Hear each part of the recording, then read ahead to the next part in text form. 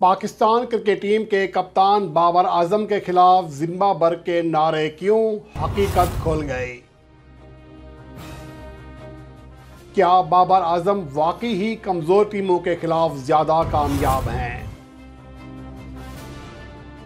आज दूध का दूध और पानी का पानी हो ही जाए। हर फॉर्मेट में बाबर आजम की टॉप टीमों और लो रैंक टीमों के खिलाफ कारकर्दगी का तफसीली मुवाजना।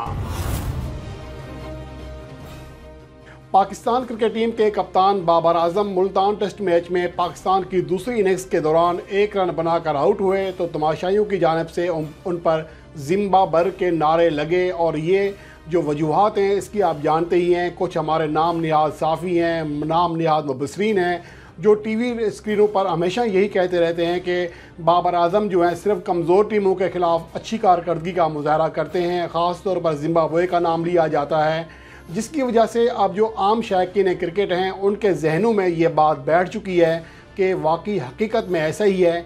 और हम इस बात का इस रिपोर्ट में जायज़ा लेंगे कि क्या हकीकत में ऐसा है कि बाबर आजम सिर्फ लो रैंक टीमों के ख़िलाफ़ ही अच्छा खेलते हैं और बड़ी टीमों के ख़िलाफ़ नाकाम हैं। और हर फॉर्मेट में उसका हम जायज़ा लेंगे, जिसकी वजह से क्रिकेट एनकाउंटर के इस प्रोग्राम में आप अच्छी तरह जान सकेंगे कि दर हकीकत असल कहानी क्या है, हकीकत क्या है।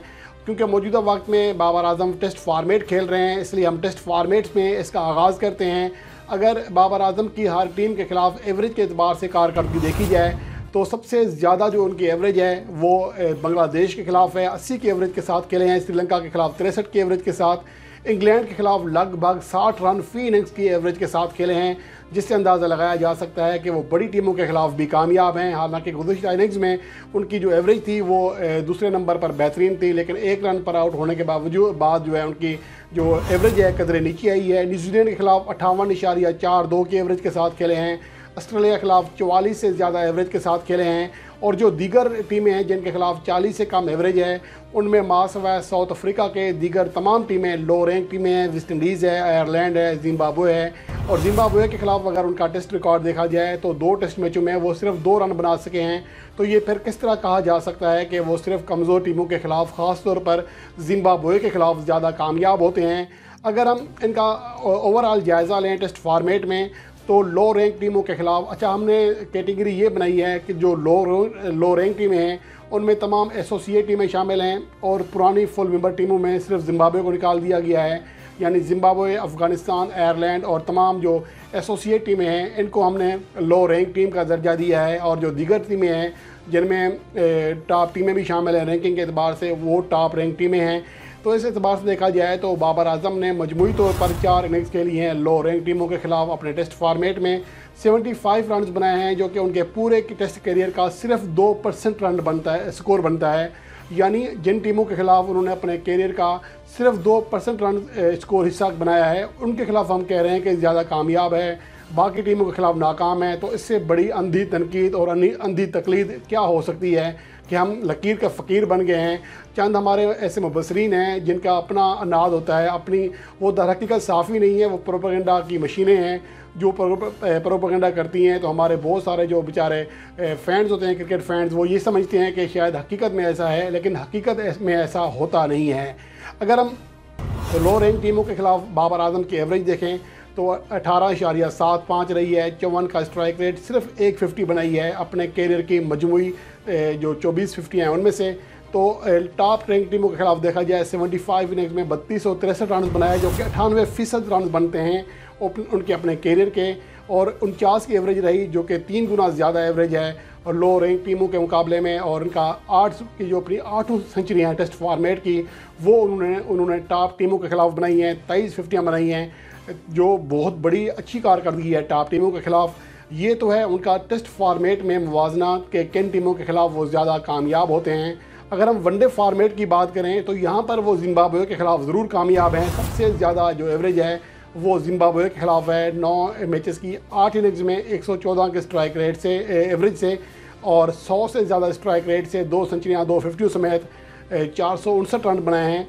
लेकिन इसका ये मतलब नहीं है कि देखें आपके खिलाफ जो मध्य मुकाबले टीम आती है उसके खिलाफ आपने परफॉर्म करना होता है, लेकिन इसका ये मतलब नहीं है कि वो सिर्फ जिम्बाब्वे के खिलाफ ही अच्छा खेलते हैं।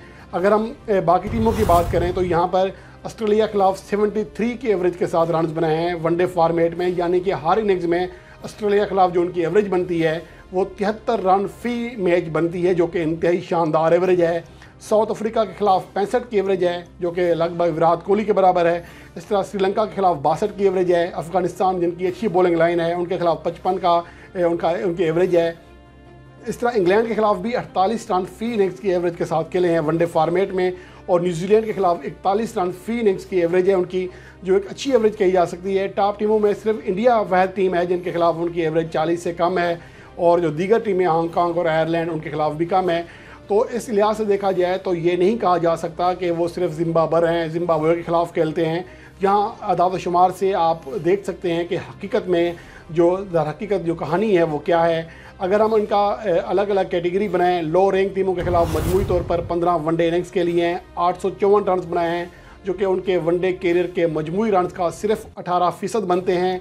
77 की एवरेज रही है, जिसकी बड़ी वजह जिम्बाब्वे के खिलाफ उनकी 2 सेंचुरियाँ हैं, और 90 का स्ट्राइक रेट रहा, 2 सेंचुरियाँ और 6 फिफ्टियाँ बनाई हैं लो रैंक टीमों के खिलाफ। इसके अलावा अगर उनकी हम टॉप टीमों के खिलाफ कारकर्दगी देखें तो 75 इनिंग्स में 3810 रन बनाए हैं, जो कि उनके मजमूई वनडे कैरियर का 82% हिस्सा बनता है, जो कि बहुत बड़ा हिस्सा है। और टॉप टीमों के खिलाफ उनकी एवरेज जो है, मजमूई एवरेज जो है 56.686 लगभग 57 रन फी इनिंग्स रही है, जो कि इंतहाई शानदार एवरेज है। 90 के लगभग स्ट्राइक रेट है, 15 सेंचुरियाँ और 16 फिफ्टियाँ बनाई हैं टॉप टीमों के खिलाफ। तो इसके बाद आप कैसे कह सकते हैं कि वो सिर्फ छोटी टीमों के खिलाफ कामयाब हैं, बड़ी टीमों के खिलाफ कामयाब नहीं हैं। तो इसके अलावा अगर हम बात करें T20 इंटरनेशनल मैचेस की, जो कि वहाँ पर बाबर आजम सबसे ज़्यादा अरसा आलमी नंबर 1 बैट्समैन रहे, और इसका अंदाज़ा इस बात से भी लगाया जा सकता है कि ICC जो रैंकिंग जारी करता है उसमें टॉप टीमों के खिलाफ जो कारकर्दगी है उस पर ज़्यादा पॉइंट्स मिलते हैं। छोटी टीमों के खिलाफ जो बड़ी बेशक सेंचुरी बना दें तो उसके पॉइंट्स कम मिलते हैं। तो फिर सवाल ये पैदा होता है कि 1 साल से ज़्यादा अरसा वो कैसे नंबर 1 बैट्समैन रहे अगर वो सिर्फ छोटी टीमों के खिलाफ अच्छा खेलते हैं। ये तो ICC के रैंकिंग से ही ज़ाहिर होता है। लेकिन बहरहाल हम ओवरऑल कारकर्दगी देखें तो जो छोटी टीमें नमीबिया और स्कॉटलैंड, उनके खिलाफ वो एक मैच खेले हैं, एक के खिलाफ 70 रन बनाए, दूसरे के खिलाफ 66 रन बनाए। अब ये नहीं कहा जा सकता कि नमीबिया के खिलाफ रन क्यों बनाए, जब मध्य मुकाबले टीम आएगी रन तो करेगा बैट्समैन। और उसके अलावा अगर जिन टीमों के खिलाफ एक से ज़्यादा मैचेस खेले हैं उनमें जो सबसे बेहतर एवरेज है वो ऑस्ट्रेलिया के खिलाफ है, जो कि एक मारूफ बॉलिंग लाइन टीम है। उनकी बॉलिंग बहुत मशहूर है, 63 की एवरेज के साथ और 126 के स्ट्राइक रेट से रन बनाए हैं। इस तरह इंग्लैंड के खिलाफ उनकी 49 की एवरेज है, 140 का स्ट्राइक रेट है, जो कि बहुत ही शानदार उनका स्ट्राइक रेट है इंग्लैंड के खिलाफ। इस तरह न्यूजीलैंड की बात करें 45 रन फी इनिंग्स, जो कि T20 फॉर्मेट की एक शानदार एवरेज कही जा सकती है, और 121 का स्ट्राइक रेट है। साउथ अफ्रीका के खिलाफ 37 या 8 की एवरेज के साथ और 142 के स्ट्राइक रेट से रन बनाए हैं। इस तरह जो दीगर टीमें हैं उनके खिलाफ उनकी कारकर्दगी देखी जाए तो वो ज़्यादा बेहतर नहीं है। जिम्बाब्वे के खिलाफ उनकी 38 की एवरेज है और स्ट्राइक रेट भी 124 है। तो हम कैसे कह सकते हैं कि वो जिम्बाब्वे के खिलाफ भी अच्छा खेलते हैं। अगर हम इनको कैटेगरी बनाएं लो रैंक टीमों का और हाई रैंक टीमों का T20 फॉर्मेट में, तो छोटी टीमों के खिलाफ 12 इनिंग्स में मजमूई तौर पर वो 432 रन बना सके हैं, जो कि उनके मजमूई T20 इंटरनेशनल कैरियर का सिर्फ और सिर्फ 12% हिस्सा बनता है। इस तरह 36 की एवरेज रही है, 125 का स्ट्राइक रेट है और 6 फिफ्टियाँ बनाई हैं छोटी टीमों के खिलाफ 12 इनिंग्स में। जबकि टॉप टीमों के खिलाफ 82 इनिंग्स में 2923 रन बनाए हैं, जो कि उनके मजमूई कैरियर का 88% हिस्सा है रन्स का। 42 की एवरेज रही है, जो कि छोटी टीमों के मुकाबले में ज़्यादा है। 128 का स्ट्राइक रेट रहा, वो भी ज़्यादा है छोटी टीमों के मुकाबले में।